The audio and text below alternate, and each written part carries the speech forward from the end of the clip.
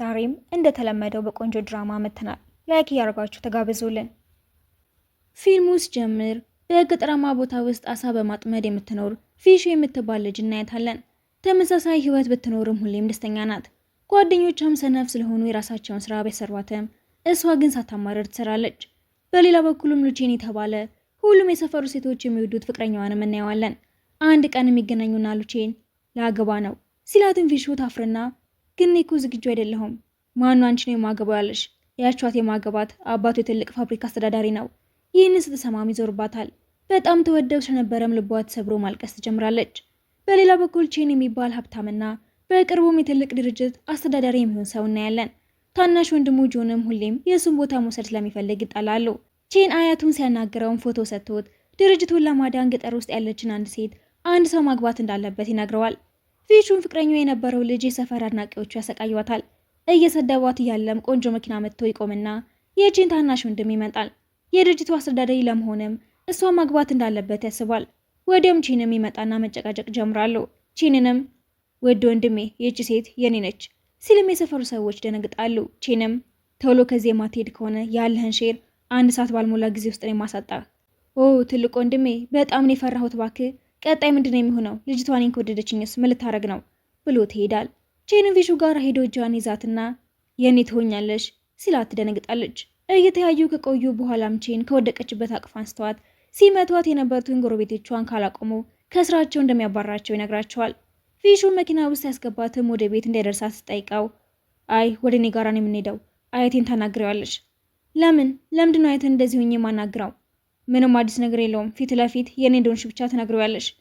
እምቢ ብልስ ምንድነው የምታረገው ስትለው ዝም ይላትና ሹፌሩን አሳ ስታጠምድ ስለዋለች ልብሷ ስለሚሸት ልብስ እንድትቀይር የሆነ ቦታ እንዲያቆም ይነግረዋል። እሷም እየሄዱ ይቅርታ በትክክል ስላለበስኩ ችግር የለውም ምን ያስተካክለዋለሁ፣ እንደምትወደኝ አውቃለሁ፣ ግን ያ ማለት እንድትጫነኝ መብት አለህ ማለት አይደለም። በትክክል ከኔም እንደምትፈልግ ንገረኝ። ሌላው ደግሞ እርስ በርስ መከባበር አለብን። ራስ እንደምትቆጣጠርና በፍቅር እንደማታብድም ተስፋለኝ። እሺ ሌላስ የምታወሪው ያለ ወስ ጨርሽ። አያቱ ጋራ ሲደርሱም ቤቱ በጣም ትልቅ ስለሆነ ፊሹ መገረም ትጀምራለች። እዛም ሊን የምትባልና ቺንን ለማግኘት የመጣች ዘመናዊ ሴትን እናያለን። ፊሹ ስታያትም የቺንን ረዳት ከቺን ጋራ ለመሆን የመጣችው አዎ ሊንሹ ትባላለች። አስቸጋሪ ጸባይ ያላት ልጅቷም ስታያት የምትሸትን ሴት ኬት እንዳመጡት ጠይቃለች። አያትየውን ሲያገኙትን መነጽሩን ስላደረገ ሊንሹን ከልጁ ጋራ ሊድራት የሚፈልጋትን ፊሹን ትመስለዋለች። ከዛም ከገባ በኋላም ፊሹን ትጣብቀው ይነግራታል። እሷም ቤት ውስጥ ሆና የተዟዟረች በውስጧም ልክ እንደ ቤቱ ሰዎች እንግዳ ናቸው። ተንሸራታል ትወድቅ ስትልም የቺኑ እንደሚደርስና ይዛታል። እሷም ተንጠልጥላ ያየችው በውስጧ ኦ ይሄ ልጅ ቆንጆ ነው፣ እሱ ግን አይ ለምንድን እንደዚህ የምትሸተው? ይሁን አንድ ነገር ለማግኘት አንድ ነገር ማጣት ግድ ነው፣ እችለዋለሁ። እሷ ግን ወይ የቱን ልመርጥ ነው? ሁለቱም ወንድማማቾች ደስ ይላሉ። ወዲያውም የህልም ዓለም ውስጥ ትገባና እንደ ንጉስ ጨፍሩላት እያየች ባላንሷን ስትስትም ሁለቱም ተያይዘው ይወድቃሉ። ሊንሹም ቼንን አያት ያቺ ሴት ላይ ምንድና ነገር አይቶ ነው የምርህ ልታገባት ነው? ምን እንደሚፈጠር አላውቅም። እሱን ታዩና ወደ ዝግጅቱ እንሂድ። በሌላ በኩል ወንድሙ የፊሹን ልብ ለማሸነፍ መከራውን ይበላል። ቆንጆ ቆንጆ ልብሶችን አስመጥቶም ያስመርጣታል። እሷም የቱ እንደምትመርጥ ግራ ሲገባትም እሱ ያግዛትና የተጋነነ ልብስ ለማትወድ ግን ሳትወደው ትቀራለች። እሱም እሺ ችግር የለም አብረሻቸው ወደ ሜካፕ ክፍል ልጅና በኋላ ቀሚሱን እንመርጣለን ይላትና ሰራተኞቹንም ያዛቸዋል። ቼንም ራሱ ገዝቶ ያመጣላታል።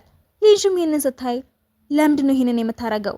ከእቅዶች አንዱ ነው ይላትና በፊት እናታቸው ይህንን ቀሚስ ለብሳው አያቱን ተናደደና አሁንም ቪሹን ሳያት እንደሚናደድ ያስባል። ይህንን የማታውቀው ቪሹም ለብሳው ተዘገጃጅና ቼንን ሄዳ ታመሰግነዋለች። ወንድሙም ተደውሎለት አያታቸው ሀሳቡን እንደቀየረና ድርጅቱንም ለማስተዳደር ፊሹ ማግባት እንደማይጠበቅባቸው ይሰማል።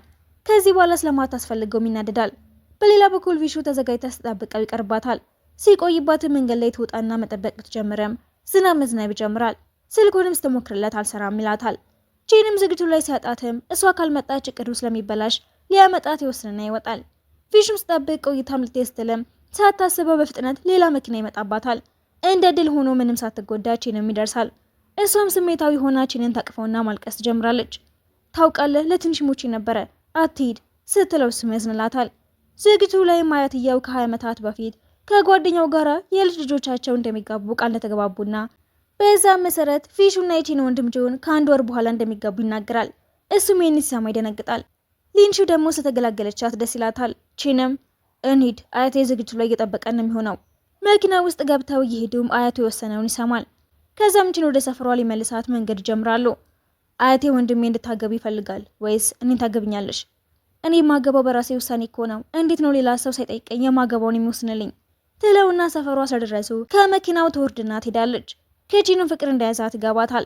ደስ ብሏትም ውሃውን እያየችው ናፍቀኛል፣ እናም ተመልሻለሁ። ተመልሰውም ቼን እሱን ማግባት ከፈለግሽ ግን ችግር የለውም አያቴ ላናግረዋለሁ። አሁን ስለደረስን ቤትሽ ግቢና ረፍት አድርጊ። ሲወርዱም ረዳቱን ያገኙታል። ከዛም አያትየው የድሮ ቤቷ ላይ አዲስና ትልቅ ህንፃ እንዲሰራ ወስኖ እየተሰራ እንደሆነ ሲነግራትም ፊሹ ደንግጣ ፌን ሰራና ቼንም ይዛታል። አያቱ ጋር ሄድናም ተናዶ ለምንድነው ቤቷ ላይ እንደዛ ያደረከው? አሁን የት ትኖር ታዲያ? ከኛ ጋራ ነው የምትኖረው። ለምንድነው ሁሌም የምታስገድዳት? የፈለገችው እንድትኖር ለምን አትፈቅድላትም? ትንሿ ሰፈሯ ውስጥ ደስተኛ ነች። ለቤተሰቦቿ የገባሁትን ቃል ማሟላት አለብኝ ስለው ይሄዳል። ረዳቱን ፊሹን እዛው ቤት ውስጥ የምትኖርበትን ክፍሏን ያሳያታል። እሷም ደስ ብሏት ዋው እዚህ ክፍል ውስጥ እንደ ንግስት ልኖር ነው በቃ ብላ ሳትጨርስ ወንድምየው መጥቶ ይዛታል። ከትንሽ ጊዜ በፊትም ከወንድሙ ጋራ እሷን ለማግባት ሲጣላ ቢቆይም አሁን ግን ድርጅቱን ለመምራት እሷን ማግባት እንደማያስፈልገው ሲያውቅም ሀሳቡን ይቀይርና ማሰቃየት ይጀምራል። ለራስ ሲሰባሰቡ አያትየው የቼን ወንድም ጋር እንድትቀመጥ ይነግራታል። እሷም ስላልፈለገች ቼን ጋራ ለመቀመጥ ሄድና ትደናቀፋለች። አያትየውም ጆንን በቃ ወደ ክፍሏ ወሰዳት ሲልም ፊሹ ድንገት ትነቃና አያስፈልግም ራስ ሄዳለሁ ትልና እየተወላገደ ተነስታ የቼን ክፍል ገብታ ተኛለች። እሱም ሳያት ይደነግጥና ተሸክማ ያስወጣታል። ጆን የተባለ ወንድሙን ፊሹ እንደ ሰራተኛው ማሰቃየት ይጀምራል። ክፍሉን እያጸዳትም ቁጭ ብሎ ያያታል። እሷም ከሱ ለመላቀቅ እቅድ ታወጣና ጥሩ ሰው እንዳልሆነች አሳይታው እንዲተዋት ለማድረግ የሚሰራውን ሁሉ መከታተል ትጀምራለች። ከዛም እሱ የመጣ መስሏት መጠጥ ይዛ ትጠብቀዋለች። በአጋጣሚም ቼን ይመጣና ሲያትም ግራ ይጋባል። እሷም ከያዘችው ቀምሳ ስለነበረ ጆን ይመስላትና ማስቸገር ትጀምራለች። ቼን ወደ ክፍሉ ተመልሶም በቅናት እንቅልፍ አልወስድ ይለዋል። እኔ ያለው ጆን ወዳው ነው እንዴ? እንዴት ይሆናል? በመልክም ሆነ በስራ ምን ያለው እንዴት እሱን ትመርጣለች? መታገስ አልችልም። ፊሹን ክፍሏ ውስጥ ሆና በሌላ በኩል ትጨነቃለች። ምን እንደሚላትም እያሰበች ግራ ስትጋባ ቆይ ስላሳየቱ ባህሪ ለሌላ ሰው እስከተናገረ ሳትዋረድ በፊትም እቃውን ሰብስባ ለመውጣት ታስብና ስታመልጠም ጆን ይዛታል። ከዛም እሱም እሺ ወዴት እየሄድሽ ነው? ምንድነው ያዝሽው ቦርሳ? ሰርቀሽ ልትጠፊ ያስበሽ ነው እንዴ? እንደዚህ አይደለም ቦርሳው ምንም የለውም ስትለው ፈገግ ብሎ ስለዚህ የምርም አንቺ ምን ማግባት አትፈልጊ ማለት ነው? ልቤን ደስተኛ አድርገሽዋል ብሎ ያቅፋታል። ነይ በይ ወደ ሰፈርሽ ልመልስሽ። ቼንም በመስኮት እያያቸው መቃጠል ጀምራል። ለራሱ ምን እንደሆነ ግራ ይገባዋል። ለምንድነው ለዚህ ሴት ብዬ የምናደደው? ምን እየሆንኩኝ ነው? ፊንሹም ከጆን ጋር ወደ ሰፈሯ ትደርስና ቤታችን ተመልሰሽ እንዳትመጪ ብሎ ቃል ያስገባታል። የመመለሷ ወሬ የሚሰራጭና ፊንሹም መበቀል የምትፈልገው የድሮ ፍቅረኛዋ አገባታለሁ ያለ ሴት ጆሮ ጋር ይደርሳል። እንገናኝ የሚል መልእክትም ትልክላትና ፊንሹ ስትደርስ አንቃት አለቅሽም ሰርጊና አበላሽተሽዋል ትላትና ራሷን እስክትስት ይጎዷትና ጥለዋት ሄዳሉ። ለቼን ተደውሎለትም ከምሽት በኋላ እንደጠፋች ይነግረዋል። እሱም የሆነ ችግር ውስጥ ናት ብሎ የተጨነቀ ወደ መጋዘኑ ሊፈልጋት ይሄዳል። እዛም ወድቃ ያገኛታል። አቅፋው እያለቀሰችም ባትመጣ እሞት ነበረኮ። አቅፏትም ወደ ቤት ወስዳትና ጆንም ሲያቻው ቆይ ምን ሆና ነው? በአንተ ምክንያት ነው። አንድ ነገር ብትሆን ካንተ ራስ አልወርድም። ኃይለኛ ትኩሳትም ስለነበረባት ምሽቱን በሙሉ ያያት እዛው ጋር ደም እንዳለ ያሳልፋል። ጠዋት ላይ ምሻል ይላታል። ረዳቱም እንደዚህ ያደረጉት የመንደሯ ልጆች ናቸው። እሱም ጥሩ ትምህርት እንሰጣቸዋልና ታዲያ እሺ ምን እናርግ? ይሄንን ራሴ ነኝ የምወጣው። ከዛም በኋላ ፊንሹ ትነቃና ቼንም ለወክ ይዘዋት ይወጣል። የሆነ ቦታ ልወስድሽ እፈልጋለሁ ይላትና ማታ ያሰቃዩት ቦታ ይዘዋት ሲሄድም እዚህ ምን እንሰራለን? ላደረጉት ነገር ልክ ልናስገባቸው ነው። አስፈላጊ አይደለም በጭራሽ። አንቺን ያሰቃይሽን ሰው አልተውም፣ ተከታይኝ። ወደ ውስጥ ሲገቡም ያሰቃዩት ልጆች ልክ እሷ እንዳደረጓት ውሃ ውስጥ ሲነከሩ ታይና ቼን ባክተዋቸው ሂዱ በቃ። ቼንም ተስማምቶ ሁለተኛ ብትደግሙት ግን ያበቃላቸዋል ይላቸውና በሌላ በኩልም ጆን ተጨንቆ እና ቪንሹ በእኔ ምክንያት የተጎዳችው ሲጀመሩ ወንድሜ ቪንሹን መውደድ ጀምሯል ማለት ነው። እንደዛማ መሆን የለበትም። የተያዙት ልጆችን በብዙ ልመና ቼን ከተዋቸው በኋላ ጆን ደርስና ትልቁ ቅጣታቸውም ይጀምራል። እሱም በቀላሉ የሚተዋቸው ስላልሆነ ይቀጣቸዋል። እነሱም ደግሞ ሌላኛው ቤተሰባቸው መጥተው ሳይጨርሱ እንሂድ ተባብለው እየሮጡ ሊወጡ ሲሉም የአያትየው ሰዎች ከተፍ ይላሉ። ግን የአያትየው ማኔጀርም ያሉበት ሁኔታ ስላሳዘነው ይተዋቸዋል። ፊንሹም ቼንን አመሰግናለሁ፣ ባለበት አካባቢ እንደዚህ አይነት ነገር አንዳንዴ ይፈጠራል። የሆነ ሰው ለእኔ እንደሚጨነቅልኝ እንዲሰማ ስላደረከኝ አመሰግናለሁ። እሱም ያቅፋትና ታገብኛለሽ፣ አያቴ ጋር ሄደ እንደምንዋደድ ንንገረው። ይህንን ሲልን በጣም ደስ ቢላትም የምሩ እንደሆነ ግን ታስባለች። በድጋሚም ልታገቢኝ ዝግጁ ነሽ? አዎ አገባሃለሁ። ተደስታ ሳትጨርስ ግን የጆን ቡድኖችን ከተቆጣጠርኩኝ በኋላ እንፋታለን። ወዲያውም ደስታዋ ይጠፋል። እሱም ስለዚህ ነገር ብዙ ጊዜ አስቤበታለሁ። ይሄ ጥሩ ሀሳብ ነው። እንደ ፍቅረኛሞች እናስመስላለን። የምትፈልጊው ነገር ካለም ጠይቅኝ። ስለ ረዳትህም አይሆንም ማለት ይከብዳትና እሺ እንደፈለግ። በውስጧም ጅል ነኝ እንዴት ይወደኛል ብዬ አስባለሁ። እሱ ግን ደስ ብሎት በቃ አያቴ ጋር እንሂድ ይላትና አንድ ላይ ሄደው አያትየው ፊት ለፊት ይቀመጣሉ። ቼንም ሁሉም ነገር ሲነግረውም አያትየው ወደ እሷ ጋር እየዞረ እውነት ነው ቪንሹ? አዎ ስትል ስለ ነገሩ ለማሰላሰል ጊዜ እንደሚያስፈልገው ይነግራቸዋል። ከዛም በኋላ ቼን ጋብቻውን አስመልክቶ ስጦታ ይሰጣታል። ዊ ቀሚሱ ሲያምር፣ እሱም ውጭ እንደሚጠብቃት ነግሯት ይሄዳል። አያትየውም ለረዳቱ ሲመስለኝ ላታልሉኝ ነው፣ ተከታተላቸው እስኪ። በሌላ በኩል የሰርጉን ጉዳይ የሰማችው አርቲስቷ ሊንሹም ተናዳና ቀንታ እንዴት ሊሆን ይችላል ብላ ታስባለች። የአያትየው ማናጀርም እነ ቪንሹን የተከታተላቸው። ቪንሹ ተጠራጥራለችንም የሆነ ሰው የተከተለን ይመስለኛል። ማን ነው? ማናጀሩ ይመስለኛል። ሳይወደኝ አይቀርም፣ ለዛ ነው የሚከተለኝ። ይህንን የሰማዎችንም ኧረ ተይ መስሎሽ ሆናላ። አያትየው እንደሚዋደዱ ለማሳመንም ይወስናሉ። እሱም ለአርቲስቷ ደውሎ የምሳ ግብዣ ሲያቀርብላት ደስ ብላ ተዘጋጅታ ትሄዳለች።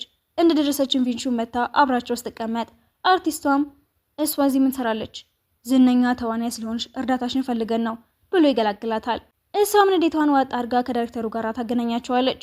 እነሱም ከአያትየው ፊት ለፊት ለማስመሰል መለማመድ ይጀምራሉ። አርቲስቷም ስታያቸው እሱ የሚወደው ቪንሹ እንደሆነ ትረዳለች።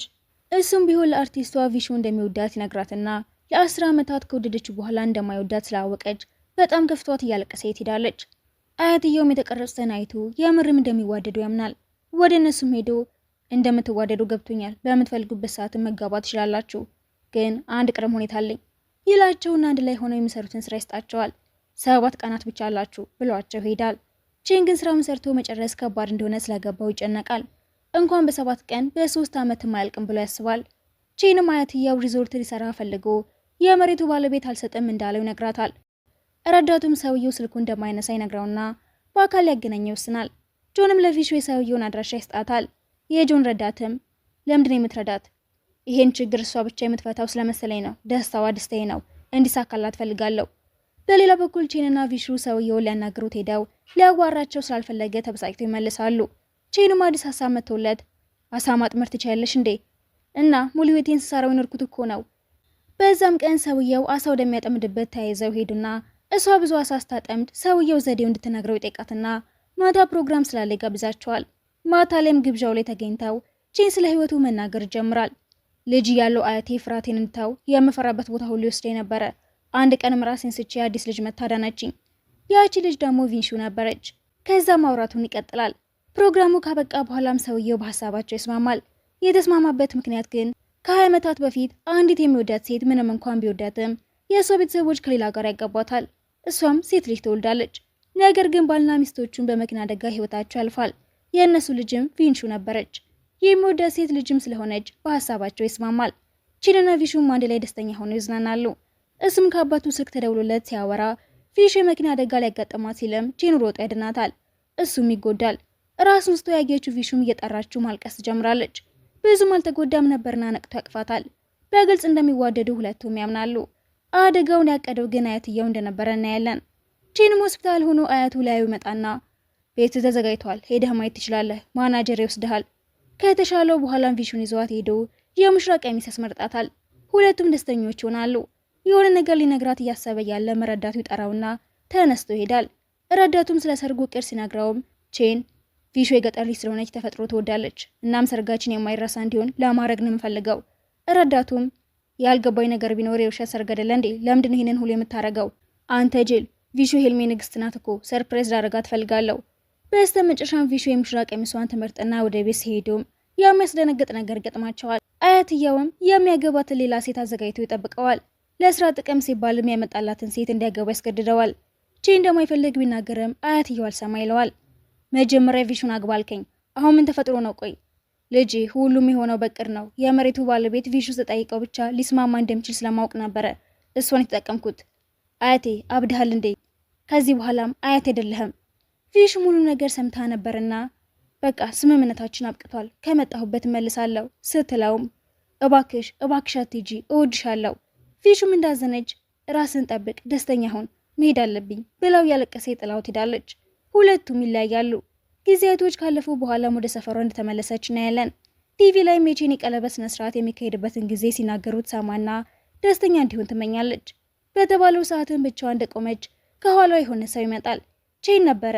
ተንበርክኮም ልዕልቴ ታገብኛለሽ ሲላት በጣም ደስተኛ ሆና አዎ አገባሃለሁ ብላ ስትስማማና ደስተኛ ሲሆኑ ፊልሙ ይጠናቀቃል።